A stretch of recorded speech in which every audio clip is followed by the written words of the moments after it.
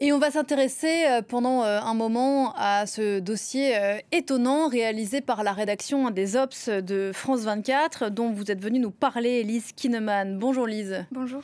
Et ce sujet, c'est une forme de question. La Russie serait-elle en train de développer une flotte de bateaux fantômes capables de transporter son gaz naturel liquéfié et de contourner les sanctions américaines? Plusieurs bateaux méthaniers viennent d'être épinglés par les États-Unis, ce qui confirme le travail que vous menez depuis plusieurs semaines avec votre équipe Lise.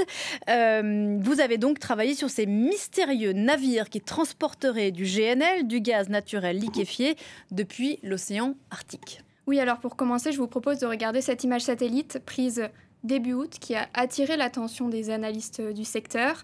On y voit le site Arctic LNG2. C'est une gigantesque usine de production de gaz naturel liquéfié située en Sibérie occidentale, en Russie. Et on remarque qu'un bateau est amarré au port de ce projet. C'est un méthanier, c'est-à-dire un cargo transportant du gaz naturel liquéfié. Ce qu'il faut savoir, c'est que ce projet Arctic LNG2 doit produire à terme près de 20 millions de tonnes annuelles de gaz naturel liquéfié. Autant dire qu'il est crucial pour la Russie, notamment pour financer la guerre en Ukraine. Surtout qu'on le sait, les importations européennes de gaz et de pétrole russes sont en baisse. Alors ce bateau, on le voit, il est entouré en jaune en bas de votre écran. Qu'est-ce que ça a de particulier que ce bateau se trouve à cet endroit-là ? Eh bien, c'est une première. C'est le premier méthanier aperçu amarré au projet. Le site aurait commencé à produire du gaz en décembre 2023, mais ces premières exportations ont pris du retard, notamment du fait de sanctions américaines. Autrement dit, ça veut dire que les États-Unis menacent de sanctionner quiconque achèterait du gaz produit par cette usine. Et donc, pour contourner ces sanctions, les analystes s'attendaient à voir apparaître des navires fantômes.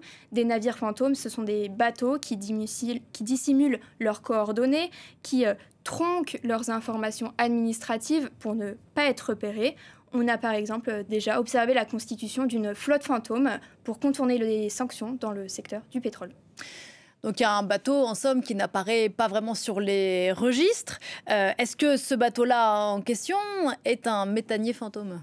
Oui, en fait, il existe des sites de suivi du trafic maritime qui permettent de savoir où se trouvent les bateaux en temps réel dans le monde. Or là, ça vaut pour tous les bateaux. Oui, tout à fait. Or là, aucun méthanier n'était signalé à proximité du site Arctic LNG2 aux dates des images satellites. Par contre, en examinant les bateaux qui se trouvaient dans cette région à ce moment-là, en s'appuyant sur les images satellites, des analystes sont parvenus à l'identifier. Il s'agit d'un bateau qui s'appelle le Pioneer, que vous voyez là. Problème, si on cherche le Pioneer aux dates correspondant à la photo satellite, il est censé se trouver au large de la Norvège.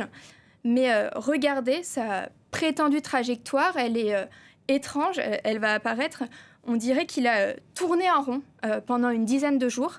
Et puis, on l'a aussi cherché sur les images satellites dans la zone dans laquelle il se signalait et on ne l'a pas trouvé. Tout porte donc à croire que ce méthanier aurait donc volontairement envoyé des coordonnées erronées, c'est-à-dire qu'il aurait fait croire qu'il se trouvait au large de la Norvège alors qu'il s'approvisionnait en gaz en Russie.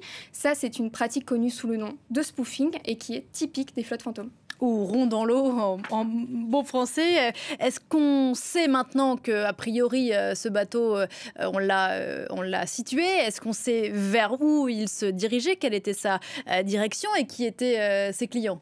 Alors sur ce point, beaucoup d'incertitudes persistent. On ne sait pas à ce jour qui est l'acheteur.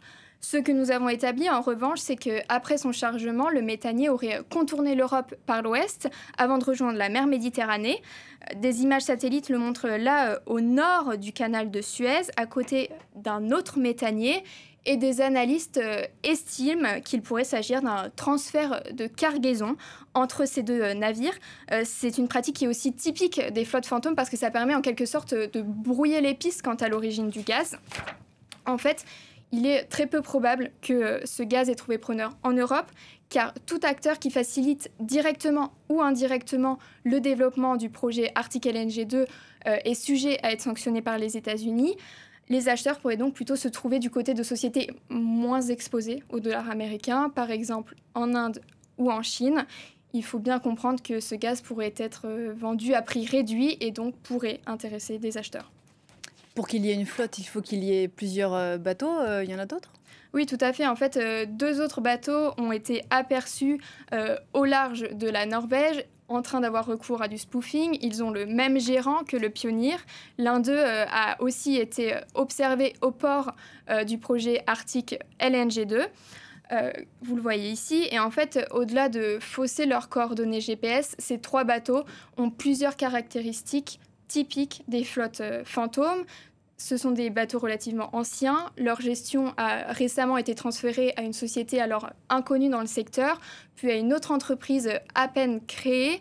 Ils ne sont pas assurés et ils sont sous un pavillon de complaisance, c'est-à-dire un pavillon autre que celui de leur propriétaire.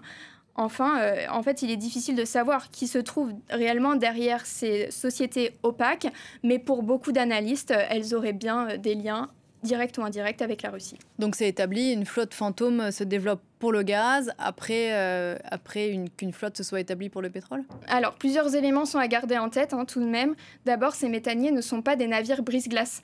Ils ne pourraient donc transporter du gaz naturel liquéfié que quelques semaines par an, l'océan Arctique étant couvert de glace la majeure partie de l'année. D'autre part, le déchargement du gaz est bien plus complexe que celui du pétrole. Les bateaux capables de le transporter sont bien moins nombreux que les pétroliers, donc ils sont plus faciles à surveiller.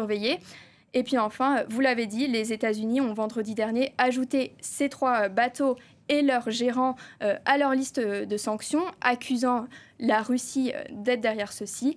Cela pourrait donc compliquer la vente de ces cargaisons de gaz naturel liquéfié. Merci beaucoup Lise Kinman, c'est passionnant et on peut retrouver tout le détail de votre enquête sur le site des Ops, observers.france24.com. Merci infiniment.